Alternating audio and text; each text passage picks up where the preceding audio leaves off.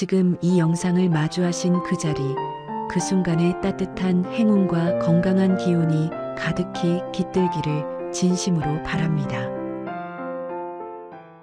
62세에 30년 직장을 마무리하고 아파트를 팔아 마련한 3억, 그리고 퇴직금 2억, 합쳐서 5억 원을 손에 쥐고 평생 꿈꿔왔던 귀촌을 결심했습니다.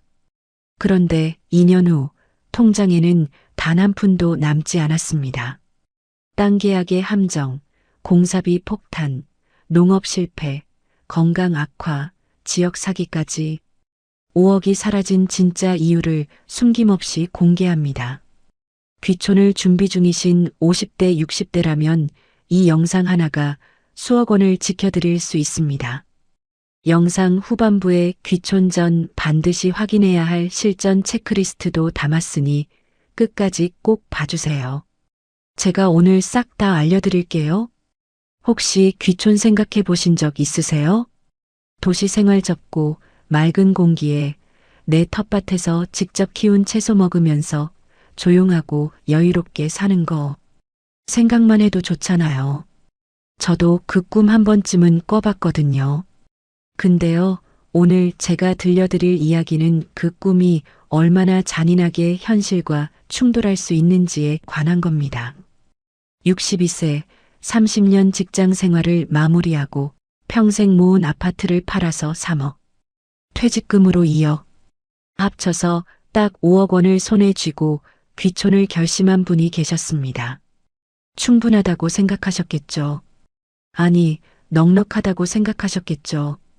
5억이면 농촌에서 집도 짓고 밭도 일구고 나머지로 생활비 대면서 여유롭게 살 수 있을 거라고요. 그런데 2년 뒤 통장에는 단 한 푼도 남지 않았습니다. 집도 없고 돈도 없고 몸도 망가지고 갈 곳이 없어서 결국 서울 자녀 집에 얹혀 사는 신세가 됐습니다. 이게 판타지가 아닙니다. 허구가 아닙니다. 지금 이 순간에도 대한민국 어딘가에서 비슷한 일을 겪고 계신 분들이 분명히 있습니다. 귀촌을 꿈꾸는 분들이 절대 몰라서는 안 될 이야기입니다. 오늘 이 영상 절대 그냥 흘려보내지 마세요. 영상 후반부에는 귀촌을 준비하시는 분들이 반드시 알아야 할 실전 체크리스트도 정리해드렸습니다. 이 정보 하나가 여러분의 소중한 노후자금 수억 원을 지켜드릴 수 있습니다. 지금 바로 시작합니다. 그리고 혹시 이런 이야기가 도움이 되셨다면 채널 구독과 좋아요, 알림 설정까지 눌러주세요. 제가 이 채널을 계속 운영할 수 있는 가장 큰 힘이 됩니다. 진심으로 감사드립니다. 자, 이제 이야기를 시작해 보겠습니다. 오늘 제가 이야기해드릴 분을 편의상 박 선생님이라고 부를게요. 실제 사례를 바탕으로 한 이야기인데 개인정보 보호를 위해서 이름과 지역은 살짝 바꿨습니다. 하지만 돈의 흐름, 상황의 전개, 결말은 전부 사실 그대로입니다. 박 선생님은 1962년생, 경기도 수원에 사시던 분입니다. 30년 넘게 중견 제조업체 관리직으로 일하셨고 2024년 초에 만 62세로 명예퇴직을 하셨습니다. 퇴직금은 딱 2억 원. 거기에 15년 전에 분양받아서 다 갚은 32평짜리 아파트를 시세로 팔았더니 3억 원이 들어왔습니다. 합쳐서 5억 원. 남들 보기엔 그래도 괜찮은 출발점처럼 보였을 겁니다. 박 선생님은 퇴직 전부터 귀촌을 꿈꿨습니다. 주말마다 유튜브에서 귀촌 채널 보고 블로그 찾아보고 텃밭 가꾸는 영상 보다 보면 시간 가는 줄 몰랐다고 하더라고요. 맑은 공기, 조용한 환경, 새소리 들으며 아침을 맞는 삶. 도시의 소음과 미세먼지에 지쳐있던 분에게 그 모습은 정말 천국처럼 보였겠죠. 저도 그 마음 충분히 이해해요. 문제는 그 꿈을 현실로 바꾸는 과정에서 예상치 못한 함정들이 줄줄이 기다리고 있었다는 겁니다.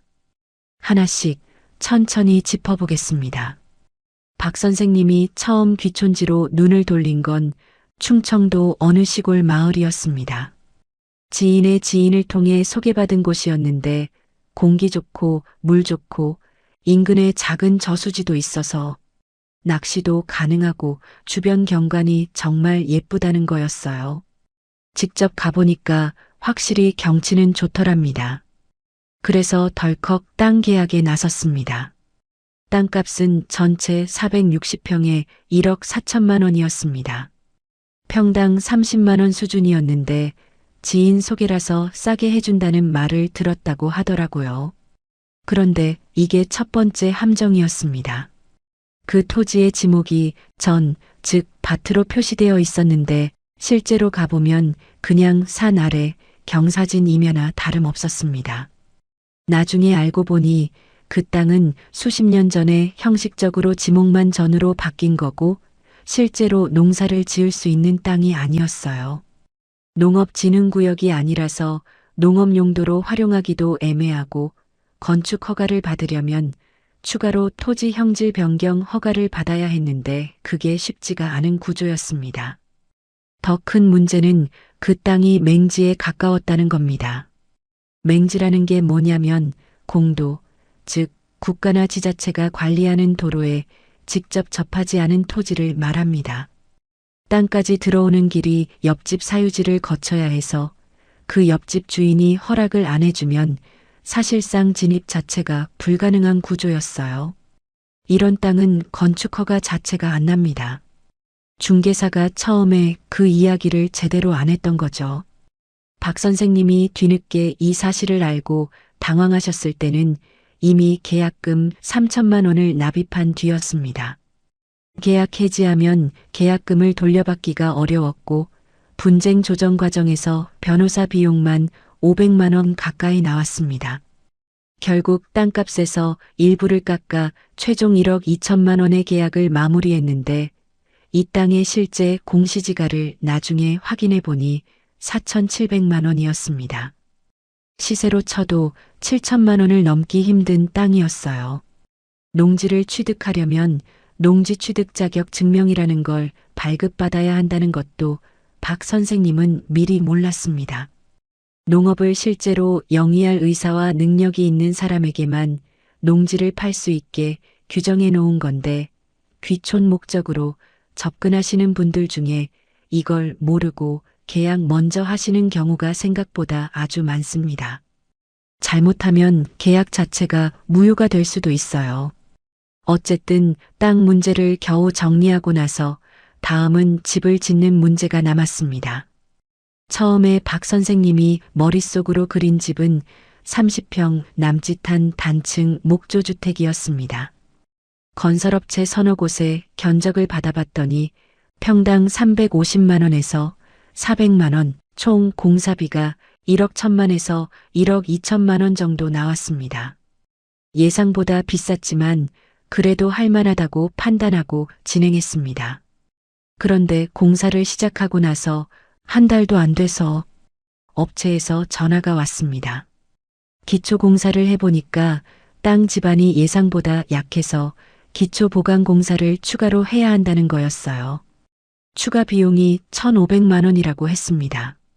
이미 공사가 절반쯤 진행된 시점에서 이걸 거부하면 공사를 멈춰야 하는 상황이었기 때문에 울며 겨자 먹기로 승인했습니다. 그게 시작이었습니다. 이후로 크고 작은 추가 공사 요청이 계속 들어왔습니다.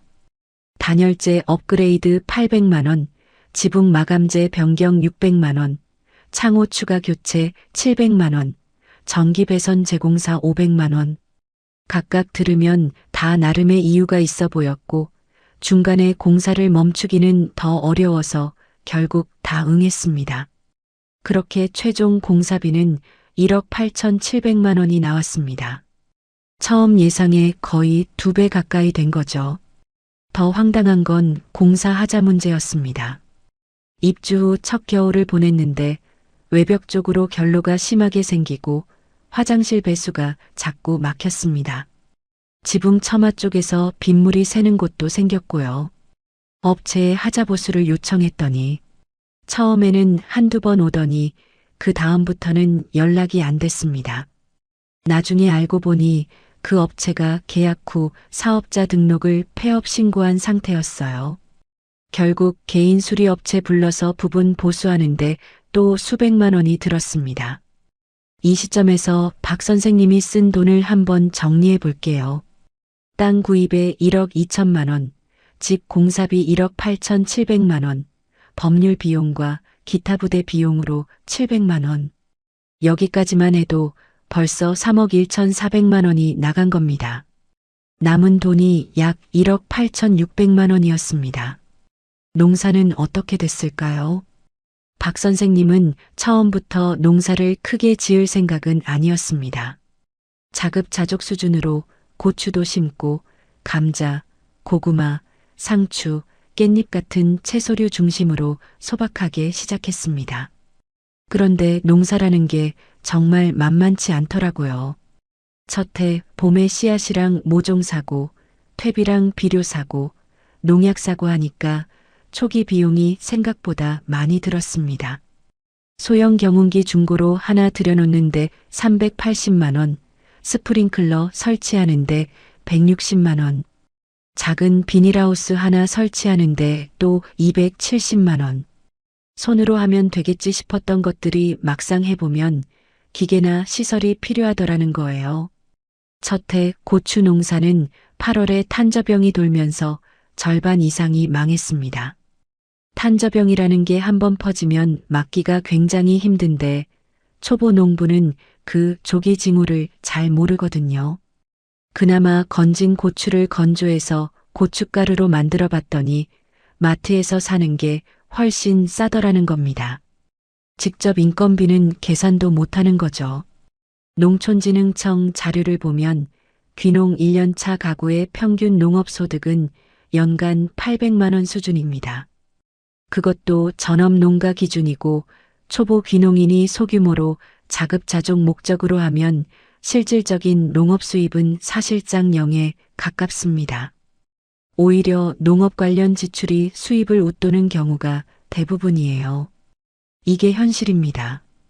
거기다가 날씨라는 변수는 어떻게 할 수가 없습니다. 박 선생님이 귀촌한 해에 그 지역은 6월에 가뭄이 심했고 8월에는 역대급 폭우가 이틀 동안 쏟아졌습니다. 밭 한쪽이 물에 잠겼고 작물 상당 부분이 피해를 입었습니다. 자연재해로 인한 손해는 그냥 감수하는 것 외에 방법이 없습니다. 마을 사람들과의 관계도 박 선생님이 예상했던 것과 전혀 달랐습니다. 귀촌 전에 상상했던 모습은 마을 어르신들과 어울리고 이웃과 텃밭 수확물 나눠 먹고 저녁엔 마루에 앉아서 별 보는 그런 훈훈한 풍경이었잖아요. 근데 현실은 달랐습니다. 귀촌 후 첫 달 마을 이장이 찾아왔습니다. 마을 발전기금 명목으로 50만 원을 내야 한다는 거였어요. 그 다음 달에는 마을 회의가 있다는 연락이 왔는데 회의에 가보니까 마을 공동 행사 비용 분담 이야기가 나왔습니다. 경로잔치 마을도로 보수 비용, 방범 카메라 설치 비용, 외지인인 박 선생님에게도 같이 부담을 요청하더라는 거예요. 이게 나쁜 의도라기보다는 그냥 그 마을 오래된 관행인데 처음 오신 분들은 당황스럽죠. 더 불편한 건 품앗이와 관련된 압박이었습니다. 농번기에 마을에서 서로 일손을 도와주는 문화인데 나이 60대 초반 남성이 귀촌했으면 당연히 같이 일해야 한다는 암묵적인 기대가 있었습니다. 몸이 되면 좋은데 도시 생활 수십 년 하다가 갑자기 논밭 일을 하루 종일 하는 건 체력적으로 한계가 있죠. 두세 번 빠지다 보니 마을 어르신들 사이에서 이기적인 외지인이라는 소문이 돌기 시작했다고 합니다. 외지인이라는 시선은 생각보다 오래갑니다. 통계에 따르면 귀촌인이 마을 공동체에 실질적으로 녹아들기까지는 평균 5년에서 7년이 걸린다는 연구 결과가 있습니다. 그 5년에서 7년 동안에는 외지에서 온 사람이라는 시선을 피하기 어렵고 정보도 제때 못 받고 지역에서 도움을 구하기도 쉽지 않은 게 현실입니다. 이건 사람들이 나쁜 게 아니라 수십 년 넘게 같이 살아온 공동체에서 새로 들어온 사람이 겪는 자연스러운 과정이에요. 그리고 외로움 문제도 심각했습니다. 수원에 살 때는 친구들, 직장 동료들, 이웃들이 있었는데 귀촌 후에는 아는 사람이 아무도 없는 낯선 동네에서 하루하루를 보내야 했습니다. 박 선생님 아내분도 처음에는 함께 내려갔지만 서울에 있는 자녀들이 걱정되고 친구들과의 단절이 너무 힘들었다고 하더라고요. 귀촌 6개월 만에 아내분은 서울로 올라가셨습니다. 그때부터 박 선생님은 혼자였어요. 귀촌 이후 정신건강 문제는 많은 분들이 간과하시는 부분입니다. 한국농촌경제연구원이 귀농귀촌인을 대상으로 조사한 결과를 보면 귀촌 후 우울감이나 고립감을 경험한다고 응답한 비율이 40%를 넘습니다. 이게 단순한 낭만 상실이 아니라 실제 삶의 질에 직접 영향을 주는 문제입니다. 박 선생님도 귀촌 1년 차에 수면 장애가 생겼고 무기력감이 반복됐다고 하셨습니다. 몸도 버텨주지 않았습니다. 도시에서 사무직으로 30년을 일하다가 갑자기 땅 파고 무거운 것 들고 쭈그려 앉아서 작업하고 하다 보니 허리에 무리가 왔습니다. 귀촌 1년 3개월 만에 허리 디스크로 응급실을 갔습니다. 정밀 검사를 받으니까 수술이 필요하다는 진단이 나왔어요. 이게 또 큰 문제가 됩니다. 농촌 지역은 의료 접근성이 도시에 비해 현저히 낮습니다. 2023년 기준 농촌 지역 응급의료기관까지의 평균 이동 시간은 도시 대비 2.3배가 더 걸립니다. 척추 수술 같은 전문 수술은 인근 대도시 병원까지 나가야 하는데 몸이 안 좋은 상태에서 왕복 1시간 30분, 2시간씩 이동하는 것 자체가 큰 부담입니다. 수술과 입원, 재활치료까지 합쳐서 600만 원이 나왔습니다. 국민건강보험이 있어서 그나마 일부는 커버됐지만 비급여 항목이 많았고 간병비와 교통비까지 합하면 1,200만 원이 빠져나갔습니다. 수술 후 재활 기간에는 농사는 고사하고 혼자 밥도 차리기 힘든 상태였습니다. 이 무렵 박 선생님은 처음으로 진지하게 귀촌을 포기할까 생각했다고 합니다. 하지만 이미 서울 아파트는 팔아버렸고 돌아가도 살 곳이 없었습니다. 퇴로가 없어진 거예요. 절박한 상황에서 박 선생님이 생각해낸 방법은 민박 운영이었습니다. 집을 지어 놓았으니 빈방 2개를 관광객에게 빌려주면 생활비라도 나오지 않겠냐는 생각이었죠. 에어비앤비에 등록하고 방을 꾸미는데 인테리어 비용으로 1,800만 원을 썼습니다. 블로그도 만들고 SNS 계정도 만들었습니다. 결과는 어땠을까요? 첫 달에 예약이 딱 2건 들어왔습니다. 2박에 12만 원짜리 2건, 총 24만 원. 거기서 에어비앤비 플랫폼 수수료 빼면 실제로 손에 쥐는 건 20만 원이 채 안 됐습니다. 입지가 관광지도 아니고 대중교통도 없고 주변에 볼 것도 없는 시골 마을에 굳이 돈 내고 민박을 찾아오는 사람이 많지 않은 거죠. 농촌 민박 현황에 관한 자료를 보면 농촌 민박 사업자의 연평균 수입은 400만 원 미만인 경우가 전체의 65%를 차지합니다. 그것도 이미 자리를 잡고 꾸준히 운영하는 곳이 기준이고 신규로 시작한 첫 해에는 사실상 수입이 없다고 보시는 게 맞습니다. 귀촌 2년차 후반 박 선생님의 재정 상황을 정리해 보겠습니다. 아파트 매도 3억, 퇴직금 2억, 총 5억 원에서 나간 돈들을 전부 더해 볼게요. 땅 구입 1억 2천만 원, 법률 비용 700만 원, 직 공사비 1억 8,700만 원, 하자 보수 400만 원, 농기계와 농업시설 비용 900만 원, 종자비료 농약 등 농업 자재비 2년치 600만 원, 민박 인테리어 1,800만 원, 허리 수술가, 재활 비용 1,200만 원, 2년 동안 생활비 월 평균 250만 원으로 6천만 원. 여기다가 크고 작은 마을 기금과 예상치 못한 지출을 합산하면 총 지출이 4억 9,300만 원을 훌쩍 넘습니다. 남은 돈은 700만 원 정도였습니다. 서울에 올라가 자녀 집에 거처를 구해야 하는데 서울에서 작은 방이라도 월세를 내려면 그 돈도 금방 없어집니다. 박 선생님은 지금 서울 아들 집 작은 방에서 지내고 계십니다. 만 64세. 국민연금은 65세부터 받으실 수 있는데 그것도 30년 납입 기준으로 월 95만 원 수준입니다. 지금 당장 수입이 없는 상태에서 아들한테 손 벌리는 게 너무 미안하다고 하셨어요. 그 말이 정말 마음에 걸렸습니다. 자, 여기서 우리가 짚어봐야 할 중요한 질문이 있습니다. 박 선생님이 특별히 어리석거나 무모한 분이었을까요? 아닙니다. 30년 동안 한 직장에서 성실하게 일해온 분이셨습니다. 그냥 정보가 충분하지 않았고 준비가 현실을 따라가지 못했던 겁니다.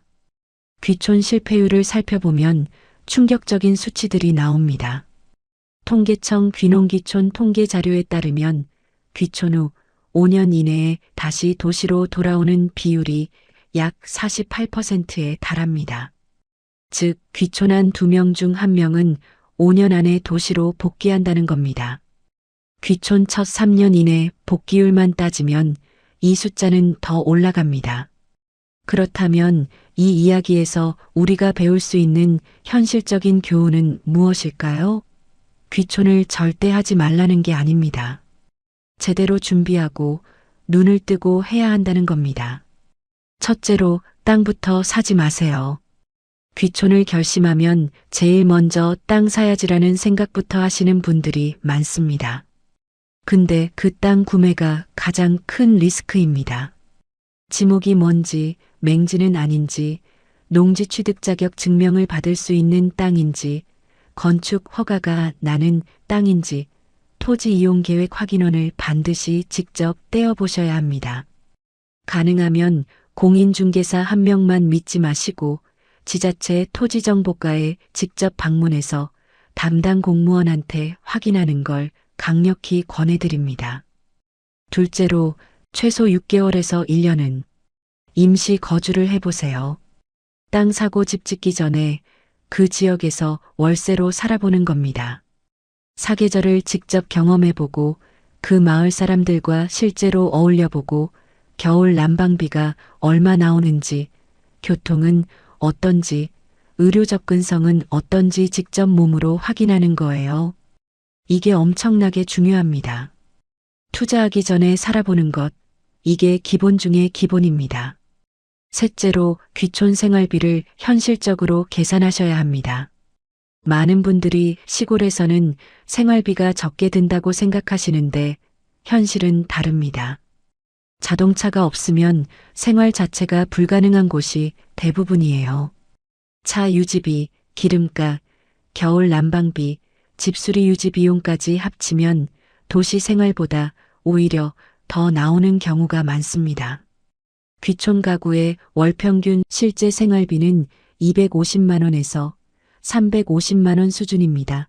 넷째로 소득 계획을 반드시 세우셔야 합니다. 귀촌 후 농업으로 수입을 만들겠다는 생각, 물론 가능합니다만 최소 3년에서 5년은 준비 기간으로 잡으셔야 합니다. 그 기간 동안 버틸 생활비, 즉 최소 1억 원 이상은 건드리지 않을 여유 자금으로 확보해 두셔야 합니다. 땅 사고 집 짓는데 다 쏟아붓고 나서 수입원이 없는 상태가 되는 게 가장 위험한 패턴입니다. 다섯째로 귀촌 지원 제도를 반드시 활용하세요.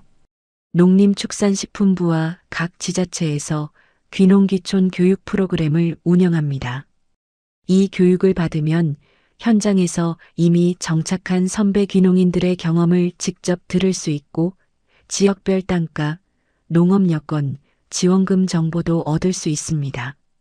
귀농귀촌 종합센터 1899-9097에 전화 한 통만 해보셔도 정말 많은 정보를 얻을 수 있어요. 이 번호는 영상 설명란에도 적어 놓겠습니다. 여섯째로 건강 상태를 먼저 점검하세요. 귀촌 전에 종합건강검진을 받으시고 현재 가지고 계신 만성질환이나 관절, 허리, 무릎 등의 상태를 정확히 파악하는 게 먼저입니다. 귀촌 생활은 도시보다 훨씬 체력 소모가 크고 가까운 병원이 없다는 걸 항상 전제로 계획을 세우셔야 합니다. 7번째로 아내나 남편, 배우자와의 충분한 합의가 필수입니다. 박 선생님 사례에서도 아내분이 귀촌 6개월 만에 서울로 돌아가셨잖아요. 배우자가 귀촌에 진심으로 동의하지 않은 상태에서 진행하면 이게 나중에 부부 갈등으로 이어질 가능성이 매우 높습니다. 귀촌은 두 사람이 함께 가는 여정입니다. 혼자만의 꿈이어선 안 됩니다. 박 선생님 이야기가 단순히 한 사람의 불운으로 끝나는 이야기라면 제가 이 영상을 만들지 않았을 겁니다. 비슷한 경로로 비슷한 실수를 반복하며 노후 자금을 날리는 분들이 지금도 계속 생기고 있기 때문에 드리는 이야기입니다. 제발 이 영상 하나가 그분들께 닿기를 바랍니다. 귀촌은 아름다운 꿈입니다. 도시의 소음과 스트레스에서 벗어나 자연 속에서 내 속도대로 살고 싶다는 마음. 그게 나쁜 게 아닙니다. 전혀요. 근데 그 꿈이 현실이 되려면 정보가 있어야 합니다. 준비가 있어야 합니다. 그리고 무엇보다 후퇴할 수 없는 상황을 만들기 전에 충분히 검증하는 시간이 있어야 합니다. 박 선생님이 잃은 건 5억만이 아닙니다. 2년이라는 시간, 건강, 그리고 도시에서의 삶으로 돌아갈 기반. 그 모든 걸 동시에 잃으셨습니다. 그 상실의 무게가 얼마나 클지 저는 함부로 말할 수가 없습니다. 오늘 이 영상을 보신 여러분께 딱 하나만 부탁드립니다. 지금 귀촌을 꿈꾸고 계신다면 오늘 바로 귀농귀촌 종합센터에 전화 한 통만 해보세요. 1899-9097입니다. 무료로 상담받을 수 있고 교육 프로그램 일정도 안내받으실 수 있습니다. 거기서부터 시작하세요. 땅부터 사지 마시고요. 소중한 노후를 지키는 건 겁이 많아서가 아닙니다. 더 잘 살기 위해서입니다. 여러분의 남은 삶이 오늘보다 내일이 더 따뜻하기를 진심으로 바랍니다. 이 영상이 도움이 되셨다면 주변 분들과 꼭 공유해 주세요. 특히 귀촌을 준비하고 계신 지인이 있다면 이 영상 하나가 큰 도움이 될 수 있습니다. 저는 다음 영상에서도 여러분의 노후에 실질적으로 도움이 되는 이야기를 준비해서 찾아오겠습니다. 감사합니다.